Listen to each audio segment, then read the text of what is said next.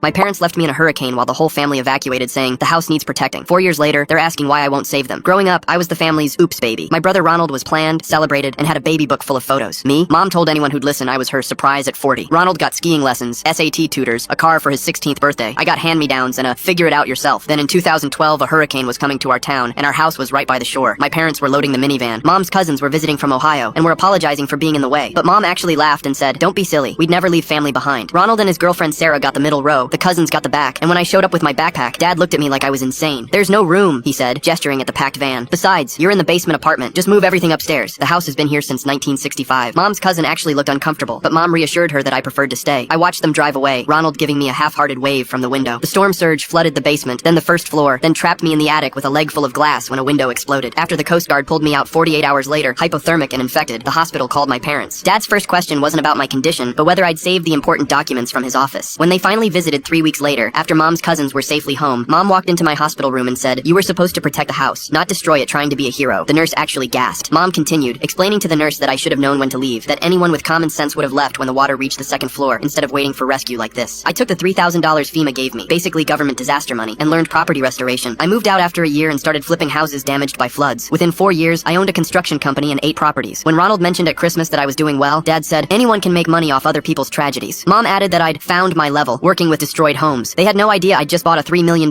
beach house in Miami. Everything shifted in 2020 when their house burned down. They'd ignored 5 separate electrician warnings because Dad thought they were scamming him. Mom called me sobbing, but not with apologies. Instead, she said, "Your father and I need to stay at your Miami beach house while we fight these insurance crooks." When I said they couldn't stay with me, she went quiet. "What? Ronald says you have a huge house now." That's when they showed their true colors. Mom started calling all our relatives, telling them I was brain damaged from the hurricane and refusing to help out of spite. She kept saying I was damaged, like my trauma was my fault. Dad emailed my business partner saying I'd abandoned my elderly parents and that my company was built on fraud. When that didn't work, Mom went on Facebook, posting old family photos with captions about how her son would rather see his parents homeless than help him. They did too much when Dad remembered an old joint account from when I was a teenager. He drained $30,000 and told Mom I owed them that anyway for 18 years of housing me. Then Mom filed for emergency assistance using my business address, claiming she was my dependent. When I contested it, she told the social worker I was having a psychotic break from PTSD. That's when I decided they'd used me for the last time. If they wanted to play dirty with paperwork and lies, I had receipts of my own. I didn't have to do much. The $30,000 Dad stole was already flagged by the bank's fraud system. When they investigated, they found everything. The fake emergency assistance forms, the forged signatures, Mom's lies to social workers, even attempts to claim my properties. The federal investigation moved fast. Within 2 weeks, their accounts were frozen. Dad got arrested at the grocery store for tax fraud and theft. Mom called me screaming from the parking lot. "You called the cops on your own father? You selfish monster. We're losing everything because of you." I stayed quiet while she raged. "We raised you. We gave you shelter. Now you're destroying us over one mistake?" But it wasn't one mistake. The investigator found they'd been stealing from Ronald too, taking out credit cards in his name. Ronald found out when the police called him and cut them off completely. The worst part? I found out our house was condemned before the hurricane hit. They knew it would flood.